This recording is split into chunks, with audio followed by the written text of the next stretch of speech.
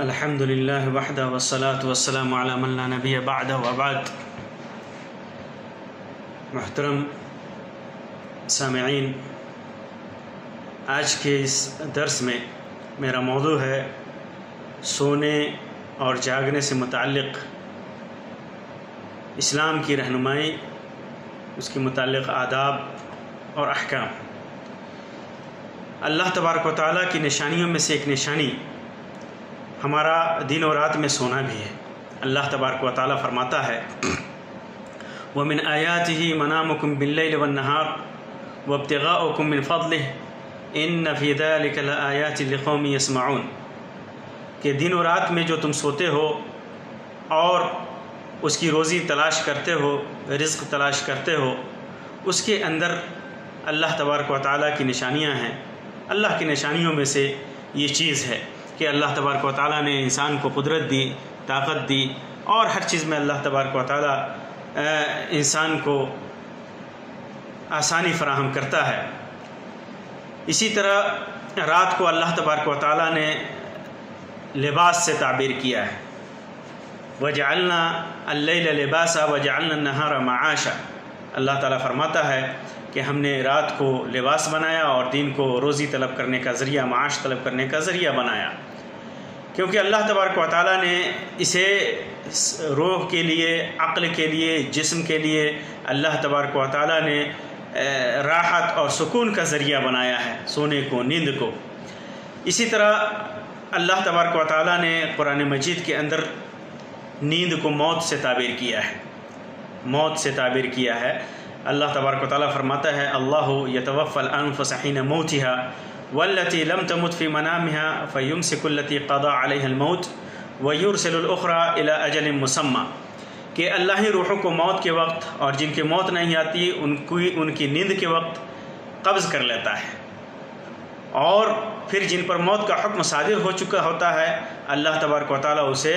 واپس نہیں کرتا، اس کو روک لیتا ہے، اور جس کے اوپر اصلی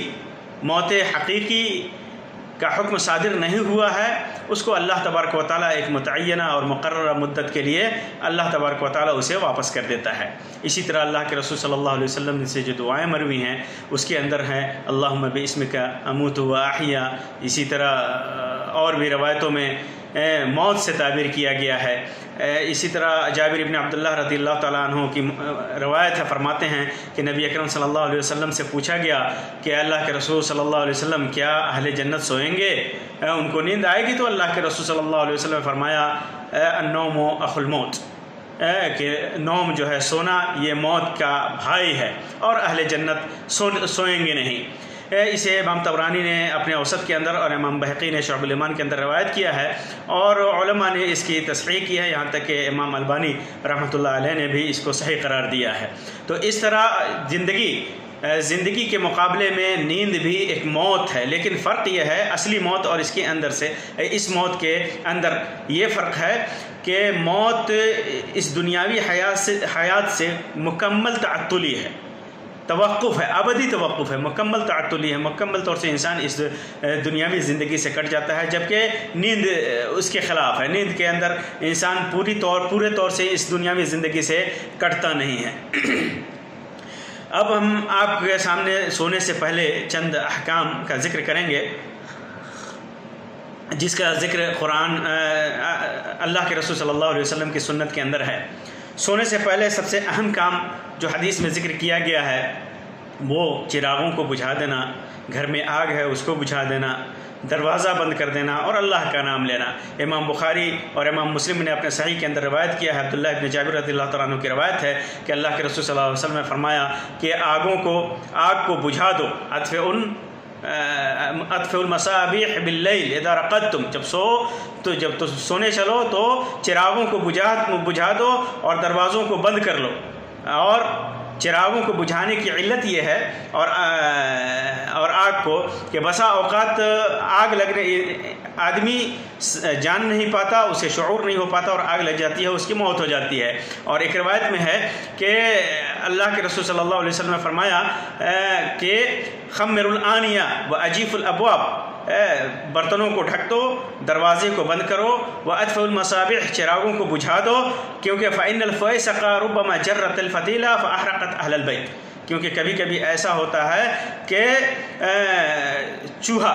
چوہا یا چوہیا اس کے چراغ کے لو کو پکڑ کر کے گھر کو جلا دیتی ہے،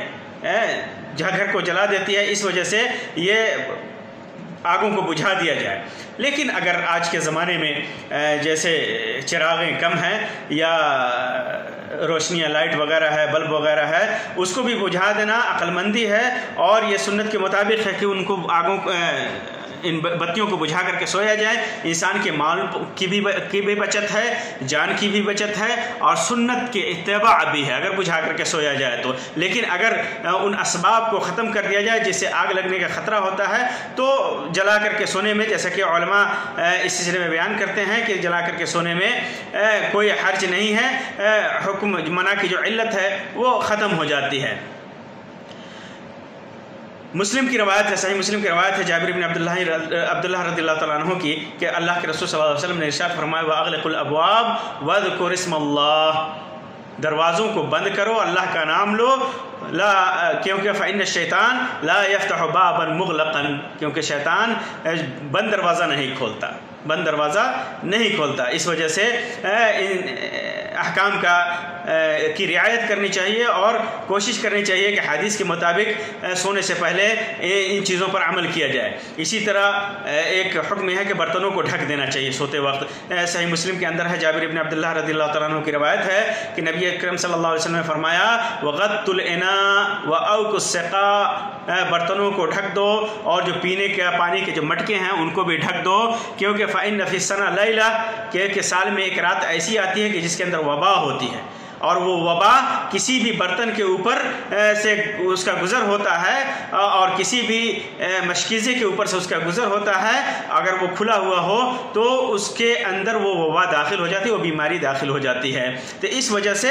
آدمی کو برتنوں کو ڈھک دینا چاہیے سونے سے پہلے۔ اسی طرح سونے سے پہلے وضو کرنا بھی مستحب ہے۔ بخاری اور مسلم کی روایت ہے، براء ابن عازب رضی اللہ تعالیٰ عنہما کی روایت ہے کہ اللہ کے رسول صلی اللہ علیہ وسلم نے فرمایا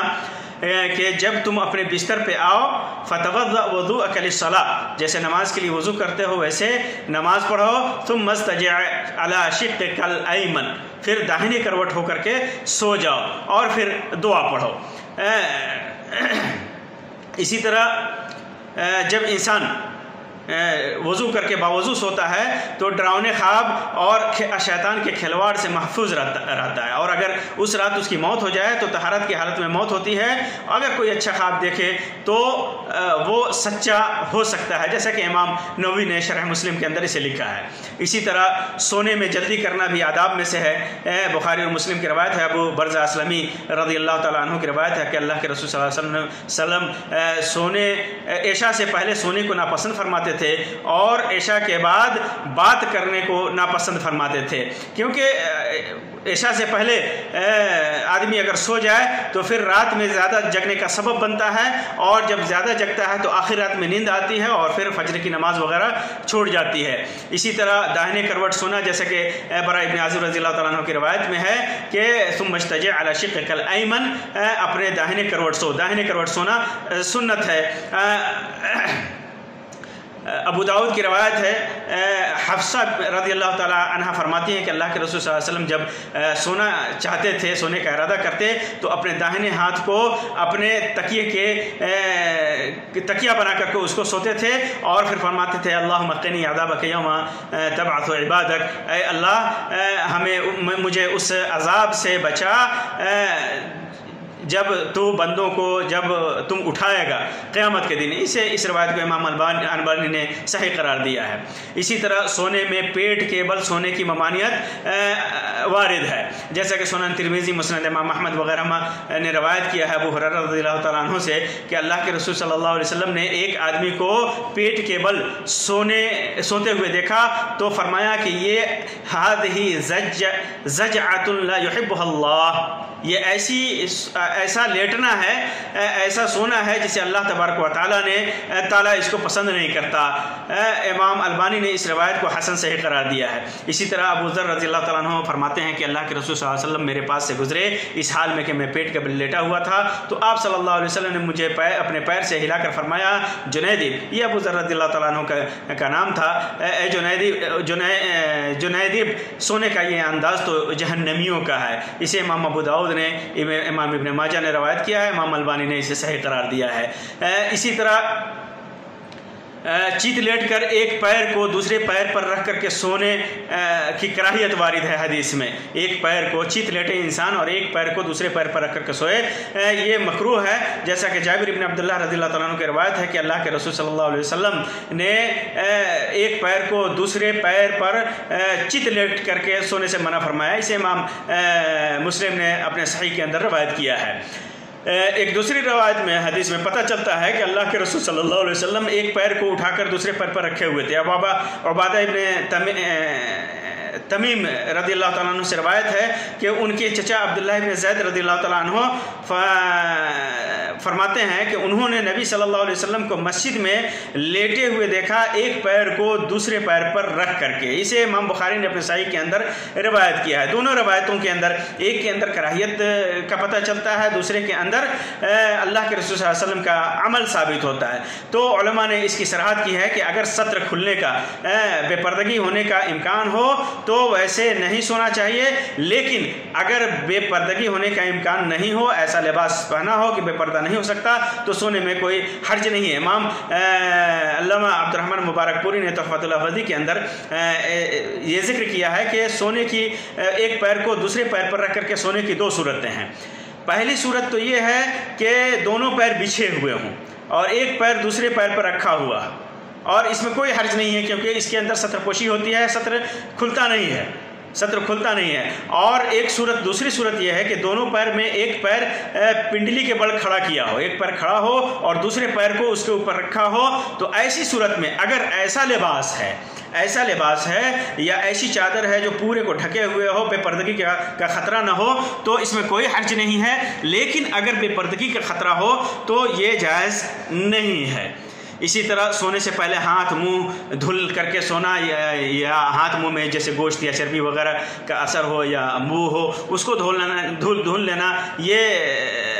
ابو ہریرہ رضی اللہ تعالیٰ عنہ کی روایت میں ہے، جیسا کہ اللہ کے رسول صلی اللہ علیہ وسلم نے فرمایا وَمَن نَامَ وَفِي يَدِهِ غَمْرٌ وَلَمْ يَغْسُلْهُ فَأَصَابَهُ شَيْءٌ فَلَا يَلُومَنَّ إِلَّا نَفْسَهُ، جس کے ہاتھ میں گوشت یا چربی کی مہک یا اثر موجود ہو اور اسے دھوئے بغیر سو گیا، تو پھر اسے کوئی مصیبت پہنچتی ہے تو اپنے آپ کو ملامت کرے، صرف اپنے آپ کو ملامت کرے۔ اسے امام ترمذی نے، امام نسائی نے سنن کبریٰ کے اندر، ابن ماجہ نے روایت کیا ہے، امام البانی نے اس کو صحیح قرار دیا ہے۔ بات ہے کہ انسان اگر چربی یا کوئی چکنی چیز لگی ہوئی ہو ہاتھ میں یا منہ کے اندر، آدمی سوتا ہے تو کیڑے وغیرہ اس کے اندر پڑنے کا خطرہ ہوتا ہے، جس سے انسان کو بیماری ہو سکتی ہے، جراثیم لگ سکتے ہیں۔ اسی طرح سونے سے پہلے بستر جھاڑنا اور بسم اللہ کرنا، جیسا کہ صحیحین کے اندر ابو ہریرہ رضی اللہ تعالیٰ عنہ کی روایت ہے، اللہ کے رسول صلی اللہ علیہ وسلم نے فرمایا کہ اذا آوا احدکم الى فراشه فلینفض فراشه بداخل ازاره فانه لا يدري ما خلقه علیہ، کہ اور اسی طرح مسلم کی بھی روایت میں ہے کہ آدمی بسم اللہ کرے، کیونکہ بسم اللہ کرے اور بستر کو جھاڑ لے، کیونکہ اللہ تبارک و تعالیٰ نے کیا پیدا کیا اس بستر کے اندر، جب وہ بستر میں نہیں تھا تو اس بستر میں کون سے کیڑے، کون سے جانور جو نقصان دہ ہو، کیا اس کے اندر ہے، اسے پتہ نہیں ہے۔ اس وجہ سے بستر کو جھاڑ لینا ہی زیادہ بہتر ہے۔ اسی طرح ایک چیز مشہور ہے کہ لوگ قبلے کی طرف پاؤں کر کے سونا مکروہ سمجھتے ہیں، لوگوں میں مشہور ہے، لیکن اس میں کوئی حرج نہیں ہے۔ قبلے کی طرف پاؤں کر کے سوئے، قبلے کی طرف سر کر کے سوئے، اس میں کوئی حرج نہیں ہے، کوئی ممانعت سنت میں وارد نہیں ہے۔ اسی طرح سونے سے پہلے بعد اذکار پڑھنے چاہیے، جیسا کہ بہت ساری روایتوں میں بہت سارے الفاظ وارد ہیں۔ بخاری کے اندر مروی ہے، صحیح بخاری کے اندر عائشہ رضی اللہ تعالیٰ عنہ کی روایت ہے کہ اللہ کے رسول صلی اللہ علیہ وسلم جب ہر رات جب بستر پہ سونے کے لیے جاتے تو قل هو اللہ احد، قل اعوذ برب الفلق اور قل اعوذ برب الناس پڑھ کر کے دونوں ہاتھوں میں اور اپنے جسم کو اوپر سے لے کر کے نیچے تک اس کے اندر پھونک کر کے اللہ کے رسول صلی اللہ علیہ وسلم ملتے تھے، سر سے لے کر کے پاؤں تک، اور یہ 3 مرتبہ کیا کرتے تھے۔ اسی طرح بخاری و مسلم کی روایت ہے، ابو مسعود رضی اللہ تعالیٰ عنہ کی روایت ہے کہ اللہ کے رسول صلی اللہ علیہ وسلم نے فرمایا کہ سورہ بقرہ کی آخری آیتیں، 2 آیتیں جو سورہ بقرہ کی ہیں، آمن الرسول بما انزل الیہ من ربہ والمؤمنون آخر آیتیں، یہ پڑھ کر کے سوئے تو یہ دونوں آیتیں اس کے لیے کافی ہیں۔ اور صحیح بخاری کے اندر ابو ہریرہ رضی اللہ تعالیٰ عنہ کی روایت موجود ہے شیطان کے سلسلے میں کہ شیطان نے اسے تعلیم دی تھی کہ جب وہ آیت الکرسی پڑھ کر کے سوئیں، رات میں آیت الکرسی پڑھ کر کے سوئیں، تو اللہ تبارک و تعالیٰ کی طرف سے ایک فرشتہ اس کا محافظ ہوتا ہے اور شیطان اس کے قریب نہیں ہوتا ہے یہاں تک کہ صبح کر لیتا ہے۔ اللہ کے رسول صلی اللہ علیہ وسلم نے فرمایا کہ شیطان اگرچہ جھوٹا ہے لیکن اس نے صحیح بات بتائی ہے۔ اسی طرح اور بھی دعائیں وارد ہیں، اور صحیح بخاری کے اندر حذیفہ رضی اللہ تعالیٰ عنہ کی روایت ہے کہ اللہ کے رسول صلی اللہ علیہ وسلم جب سونے کا ارادہ فرماتے تو فرماتے یہ دعا پڑھتے بسمک اللہم اموت و احیا۔ تو مختلف دعائیں اور مختلف اذکار وارد ہیں، سونے سے پہلے اور بھی صورتیں پڑھنے کا ذکر ہے روایتوں میں۔ اسی طرح رات میں اگر انسان جاگ جائے تو کیا کرے؟ تو امام بخاری نے اپنے صحیح کے اندر عبادہ بن صامت رضی اللہ تعالیٰ عنہ سے روایت کیا ہے کہ اللہ کے نبی صلی اللہ علیہ وسلم نے فرمایا من تعار من اللیل، یعنی جو آدمی رات میں اٹھ کر کے یہ کلمات پڑھے، لا الہ الا اللہ وحدہ لا شریک لہ لہ الملک و لہ الحمد وہو علی کل شیء قدیر، الحمد للہ وسبحان اللہ ولا الہ الا اللہ واللہ اکبر ولا حول ولا قوة الا باللہ، اور پھر کہے اللہم اغفر لی، یا کوئی دعا کرے تو اللہ تبارک و تعالی اگر وہ وضو کر کے سویا ہے اور نماز پڑھتا ہے، اگر وہ وضو کرتا ہے اور پھر نماز پڑھتا ہے تو اس کی نماز قبول ہوگی اور اللہ تبارک و تعالیٰ اس کی نماز کو قبولیت کے درجے سے سرفراز کرے گا۔ اسی طرح سو کر اٹھنے کے بعد جب اللہ کے رسول صلی اللہ علیہ وسلم سو کر کے اٹھتے تو یہ دعا پڑھتے ہیں الحمدللہ الذی احیانا بعد ما اماتنا والیہ النشور۔ اسی طرح سونے سے پہلے وطر پڑھ لینا، یہ اللہ کے رسول صلی اللہ علیہ وسلم نے فرمایا، جیسا کہ جابر رضی اللہ تعالیٰ عنہ کی روایت ہے کہ اللہ کے رسول صلی اللہ علیہ وسلم نے جو آدمی رات میں اگر اٹھ سکتا ہے تو وہ رات میں اٹھ کر کے آخری رات میں پڑھے تو زیادہ اس کے لیے بہتر ہے، لیکن اگر وہ اسے اٹھنے کا امکان نہیں ہے یا خطرہ ہے کہ وہ نہیں اٹھ سکتا ہے تو پھر وہ وطر کی نماز پڑھ کر کے سوئے۔ اسی طرح اللہ کے رسول صلی اللہ علیہ وسلم نے چھت پر، ایسے چھت پر جہاں حدود نہ ہو، چھت کی ریلیاں نہ ہو، وہاں اگر کوئی آدمی سوتا ہے اور اس سے گر کر کے مر جاتا ہے تو اس سے وہ اس سے اللہ بری الذمہ ہے۔ امام البانی نے اس حدیث کو متصل الاسناد اور صحیح قرار دیا ہے سلسلہ صحیحہ کے اندر۔ اسی طرح مسجد میں سونا جائز ہے، جیسا کہ بعض صحابہ کرام خود اللہ کے رسول صلی اللہ علیہ وسلم مسجد میں سویا کرتے تھے۔ اسی طرح عصر کے بعد سونے میں کوئی حرج نہیں ہے، بہت سارے لوگوں میں مشہور ہے اور بہت ساری ضعیف حدیثیں اس سلسلے میں لوگ بیان کرتے ہیں کہ جو آدمی عصر کے بعد سوئے اور اس کی عقل خبت ہو جائے تو پھر وہ اپنے خود کی ملامت کرے، تو یہ حدیث صحیح نہیں ہے، باطل ہے۔ عصر کے بعد اگر ضرورت ہے، سونے کا احتیاج ہے، نیند کا غلبہ ہے تو سونے میں کوئی حرج نہیں ہے، لیکن انسان عادت نہ بنائے کیونکہ عصر کے بعد سونے کا وقت نہیں ہے۔ اسی طرح بچے اگر بڑے ہو جائیں تو جیسا کہ حدیث میں ہے کہ بچے جب 7 سال کے ہوں تو نماز کا حکم دو، اور جب 10 سال کے ہو جائیں تو نماز نہیں پڑھتے ہوں تو انہیں مارو اور پھر بستر ان کا الگ کر دو۔ یہ روایت ابو داؤد کی ہے اور حسن صحیح ہے۔ اسی طرح انسان اگر جیسے سویا ہے، خواب وغیرہ دیکھتا ہے انسان، اگر ڈراؤنے خواب اس کو آ رہے ہوں تو کیا کرے؟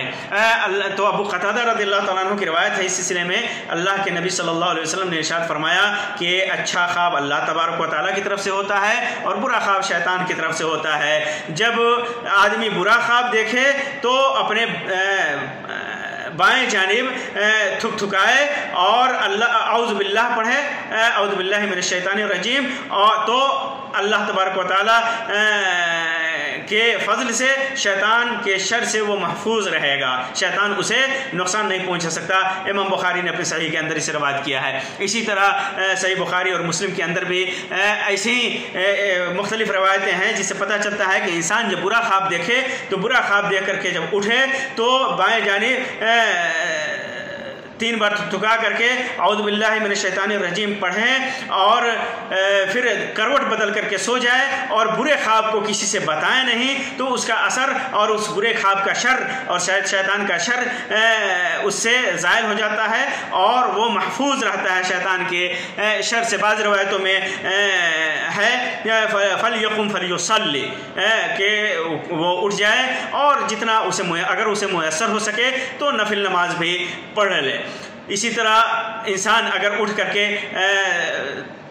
اپنے نیند کو زائل کرتا ہے دونوں ہاتھوں سے تو اللہ کے رسول صلی اللہ علیہ وسلم سے یہ ثابت ہے۔ اللہ کے رسول صلی اللہ علیہ وسلم کے سلسلے میں عبداللہ ابن عباس رضی اللہ تعالیٰ عنہ فرماتے ہیں کہ ایک دن میمونہ رضی اللہ تعالیٰ عنہ کے پاس اللہ کے رسول صلی اللہ علیہ وسلم نے رات گزاری، جو میمونہ عبداللہ ابن عباس کی خالہ تھیں، فرماتے ہیں کہ اللہ کے رسول صلی اللہ علیہ وسلم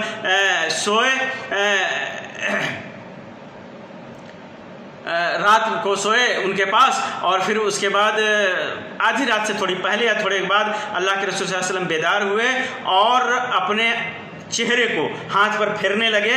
جس سے نیند کو زائل کیا جاتا ہے۔ امام مسلم نے اپنے صحیح کے اندر اسے روایت کیا ہے۔ اسی طرح دین میں سونا جسے قیلولہ کہا جاتا ہے، نصف نہار کو بعض علماء نے ظہر سے پہلے، بعض علماء نے ظہر کے بعد، بعض روایتوں میں جمعہ کے بعد کا ذکر ہے، اسے قیلولہ کہا جاتا ہے۔ قیلولہ کرنا یہ مستحب ہے۔ اللہ کے رسول صلی اللہ علیہ وسلم کے سلسلے میں سہل بن سعد رضی اللہ تعالی عنہ فرماتے ہیں، سہل بن سعد رضی اللہ تعالیٰ عنہ فرماتے ہیں کہ ما كنا نقیل ولا نتغدى الا بعد الجمعہ فی عہد النبی صلی اللہ علیہ وسلم، کہ ہم لوگ اللہ کے نبی صلی اللہ علیہ وسلم کے زمانے میں دوپہر کا کھانا اور قیلولہ یہ دونوں جمعہ کے بعد ہی کیا کرتے تھے۔ جمہور علماء کے نزدیک قیلولہ مستحب ہے، کیونکہ اللہ کے رسول صلی اللہ علیہ وسلم فرمایا قیلوا فإن الشیاطین لا تقیل، قیلولہ کرو کیونکہ شیطان قیلولہ نہیں کرتا۔ اس حدیث کو بہت سارے علماء نے اس پر کلام کیا ہے، لیکن امام البانی نے اسے صحیح الجامع کے اندر حسن قرار دیا ہے۔ صحیح بخاری کے اندر انس رضی اللہ تعالیٰ عنہ سے مروی ہے کہ ام سلیم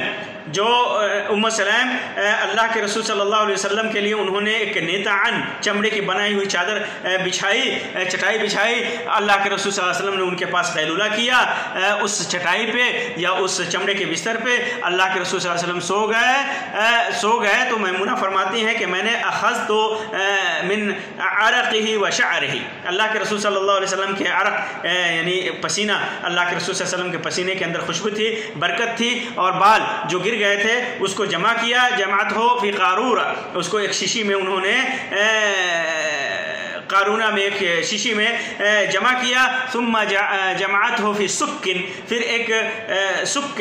جو کہتے ہیں ایک خوشبو ہوتی ہے جو مسک اور رامک جو مٹیالہ پن قسم ہوتا ہے جس کے اندر وہ رامک اس کو کہا جاتا ہے، خوشبو کی ایک قسم ہے، عطر کی قسم ہے، تو اس کے اندر وہ مسک اور رامک رکھ دیا، سک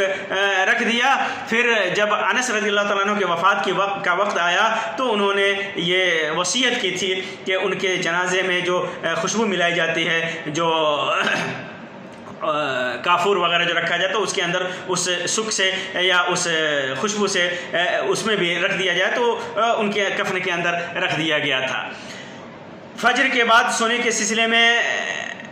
انسان سوئے یا نہیں، اس سلسلے میں کوئی ممانعت نہیں ہے، اس لیے اصل اباحت ہے۔ فجر کے بعد، فجر کی نماز کے بعد آدمی اگر سوتا ہے نماز پڑھ کر کے تو اس میں کوئی حرج نہیں ہے، لیکن اللہ کے رسول صلی اللہ علیہ وسلم کی سنت ہے کہ اللہ کے رسول صلی اللہ علیہ وسلم آپ فجر کے بعد بیٹھا کرتے تھے، ذکر و اذکار کیا کرتے تھے یہاں تک کہ سورج طلوع ہو جاتا تھا، اور اس کے بعد سورج جب طلوع ہو جاتا تو دنیا کے معاملات، اللہ امر جاہلیت کے بارے میں صحابہ کرام باتیں کیا کرتے تھے، ہنستے بھی تھے، مسکراتے بھی تھے، لیکن فجر کے بعد سونے میں اگر انسان فجر کی نماز پڑھتا ہے اور پڑھ کر کے سوتا ہے کوئی حرج نہیں ہے، خاص طور سے اگر اسے دن میں ایسا کام کرنا ہے جس میں اسے فجر کے بعد سونے کی ضرورت محسوس ہوتی ہے، جیسا کہ بعض حالات میں یہ دیکھا گیا ہے۔ امام بخاری اور امام مسلم نے، امام نسائی نے اور امام ابن حبان نے عبداللہ ابن مسعود رضی اللہ تعالی عنہ سے روایت کیا ہے کہ اللہ کے رسول صلی اللہ علیہ وسلم کے پاس ایک ایسے آدمی کا ذکر کیا گیا جو صبح تک سویا ہوا تھا، نماز کے لیے نہیں کھڑا ہوا، تو اللہ کے رسول صلی اللہ علیہ وسلم فرمایا ذاک رجل بال الشیطان فی اذنہ، ایک ایسا آدمی ہے جس کے کان میں شیطان نے پیشاب کر دیا ہے۔ تو انسان اگر فجر کی نماز چھوڑ کر کے سوتا ہے تو اس کے کان میں شیطان پیشاب کر دیتا ہے۔ صبح اٹھنے میں برکت بھی ہے۔ صخر ابن بدال الغامدی فرماتے ہیں کہ اللہ کے رسول صلی اللہ علیہ وسلم فرمایا کہ اللہ مبارک لامتی فی بکورہا، اللہ تبارک و تعالی میرے امت کی صبح میں برکت عطا فرما۔ یہ صخر غامدی جو ہے تاجر قسم کے آدمی تھے، اس حدیث کے مطابق انہوں نے اپنی تجارت کا سامان یا تجارت کا قافلہ صبح کو بھیجنا شروع کیا، بہت برکت ہوئی اور مالدار ہو گئے۔ امام البانی نے اس روایت کو صحیح ترمذی کے اندر صحیح قرار دیا ہے۔ ایک چیز جو ہے غلط فہمی لوگوں میں مشہور ہے کہ صبح کے وقت روزی تقسیم ہوتی ہے، اور جو آدمی سویا رہتا ہے روزی سے محروم ہو جاتا ہے، یہ ایک غلط فہمی ہے، کیونکہ روزی کا مالک اللہ ہے اور وہ پورا دن تقسیم کرتا ہے، 24 گھنٹے تقسیم کرتا ہے۔ وہ اس روزی کی تقسیم کا وقت محدود کر دینا یہ صحیح نہیں ہے، اور جو روایت اس سلسلے میں پیش کی جاتی ہے وہ روایت ضعیف ہے۔ اسی طرح صبح اٹھ کر کے پہلے ہاتھ دھلنا یہ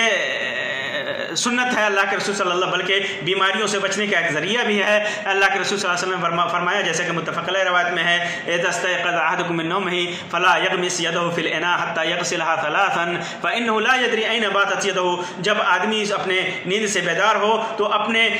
ہاتھ کو برتن میں ڈالنے سے پہلے 3 بار دھلے، کیونکہ نہیں جانتا کہ اس کے ہاتھ نے رات کہاں گزارے ہیں۔ اسی طرح بخاری اور مسلم کی روایت ہے، حذیفہ رضی اللہ تعالیٰ عنہ سے فرماتے ہیں کہ نبی صلی اللہ علیہ وسلم جب